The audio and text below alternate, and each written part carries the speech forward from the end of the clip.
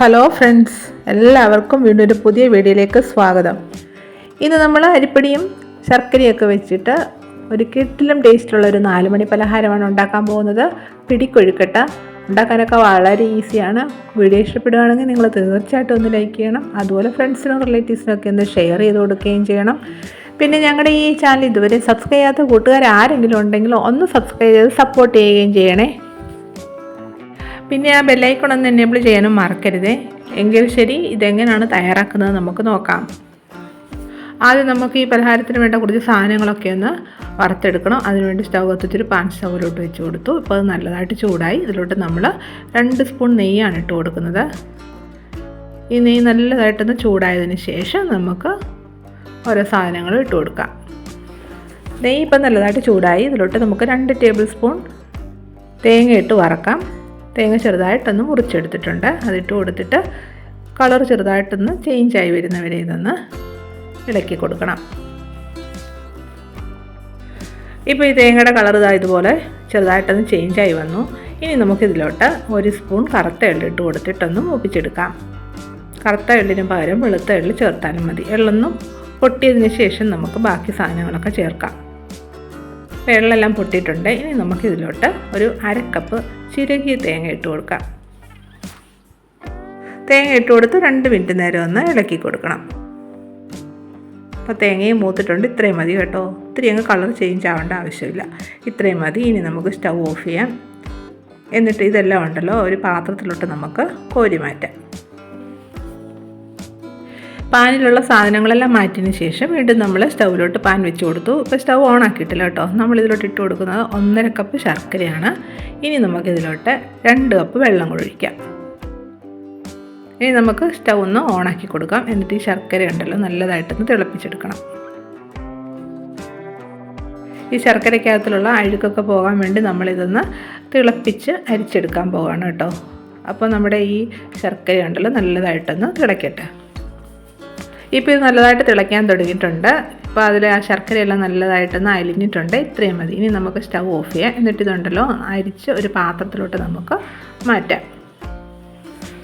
Pan വൃത്തിയാക്കി വീണ്ടും നമ്മൾ സ്റ്റൗവിലോട്ട് വെച്ച് കൊടുത്തു. സ്റ്റൗ ഒന്ന് ഓണാക്കി കൊടുത്തിട്ടുണ്ട്. ഇതിലോട്ട് നമുക്ക് നമ്മൾ അരിച്ചെടുത്ത് വെച്ചിരിക്കുന്ന ശർക്കരപ്പാനി ഒഴിക്കാം.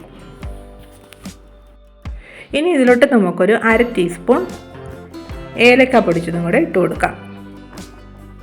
എന്നിട്ടിത് നല്ലതായിട്ടൊന്ന് തിളപ്പിച്ചെടുക്കണം. ഇപ്പോൾ ഇത് നല്ലതായിട്ട് തിളയ്ക്കാൻ തുടങ്ങി. ഈ സമയം ഇതിലോട്ട് നമുക്കൊരു 1/2 സ്പൂൺ നെയ്യും കൂടെ ചേർക്കാം. കൂടാതെ നമ്മൾ വറുത്തെടുത്ത് വെച്ചിരിക്കുന്ന തേങ്ങയും എള്ളും എല്ലാം കൂടെ ഉണ്ടല്ലോ അതും കൂടെ ഇതിലോട്ട് ചേർക്കാം.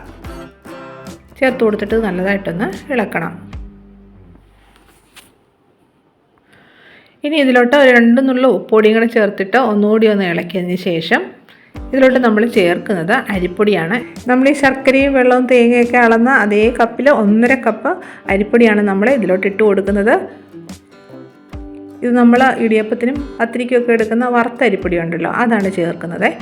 അരിപ്പൊടി കുറേശ്ശെ ഇട്ട് കൊടുത്തിട്ട് നല്ലതായിട്ടൊന്ന് ഇളക്കിയെടുക്കണം. ഈ സമയം സ്റ്റൗവിൻ്റെ ഫ്ലെയിം ഒന്ന് സിമ്മാക്കി കൊടുക്കണം. എന്നിട്ട് വേണം ഇത് നല്ലതായിട്ട് ഇളക്കിയെടുക്കാൻ.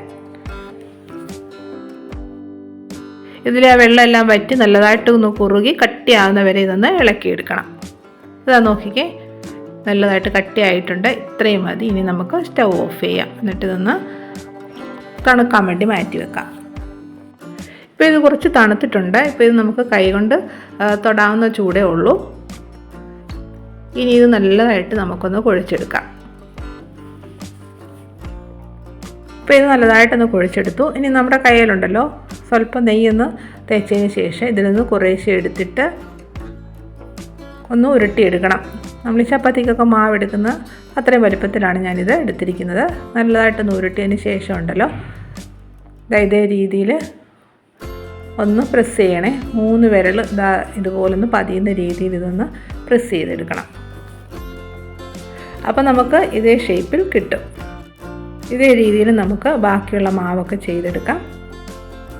അപ്പോൾ നമ്മൾ ഉണ്ടാക്കുന്ന ഈ പലഹാരത്തിൻ്റെ പേര് പിടിക്കൊഴുക്കട്ട എന്നാണ് കേട്ടോ. അപ്പോൾ നമുക്ക് എല്ലാ മാവും ഇതുപോലെ ഒന്ന് ചെയ്തെടുക്കാം. ഇതേപോലെ നമുക്ക് ബാക്കിയുള്ള മാവൊക്കെ ചെയ്തെടുക്കാം. എല്ലാ മാവും നമ്മൾ ചെയ്തെടുത്തിട്ടുണ്ട്. 3 നമ്മൾ സാധാരണ കൊഴുക്കട്ട മാതിരി ഞാനൊന്ന് ഉരുട്ടിയും വെച്ചിട്ടുണ്ട്. ഫോട്ടോയൊക്കെ എടുക്കുമ്പോൾ ഒരു ഭംഗി കിട്ടാൻ വേണ്ടിയാണ് ഞാനങ്ങനെ ചെയ്തെടുത്തത്.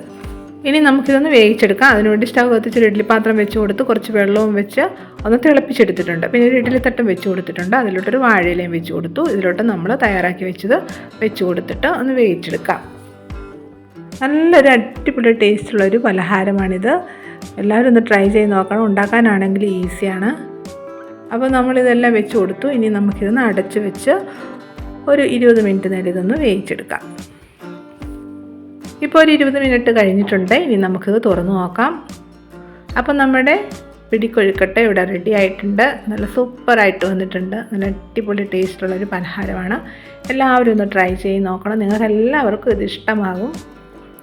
നിങ്ങളെല്ലാവരും ഇതൊന്ന് ഉണ്ടാക്കി നോക്കിയിട്ട് നിങ്ങളുടെ അഭിപ്രായങ്ങൾ കമൻറ്റ് ചെയ്യണം. വീഡിയോ ഇഷ്ടപ്പെട്ടെങ്കിൽ തീർച്ചയായിട്ടും ഒന്ന് ലൈക്ക് ചെയ്യണം. അതുപോലെ ഫ്രണ്ട്സിനും റിലേറ്റീവ്സിനൊക്കെ ഷെയർ ചെയ്ത് കൊടുക്കാനും മറക്കരുത്. ഞങ്ങളുടെ ചാനൽ ഇതുവരെ സബ്സ്ക്രൈബ് ചെയ്യാത്ത കൂട്ടുകാരുണ്ടെങ്കിൽ ഒന്ന് സബ്സ്ക്രൈബ് സപ്പോർട്ട് ചെയ്യുകയും ചെയ്യണം. വീണ്ടും ഇതുപോലെ വെറൈറ്റി വീഡിയോ ആയിട്ട് വരുന്നതായിരിക്കും. Bye bye.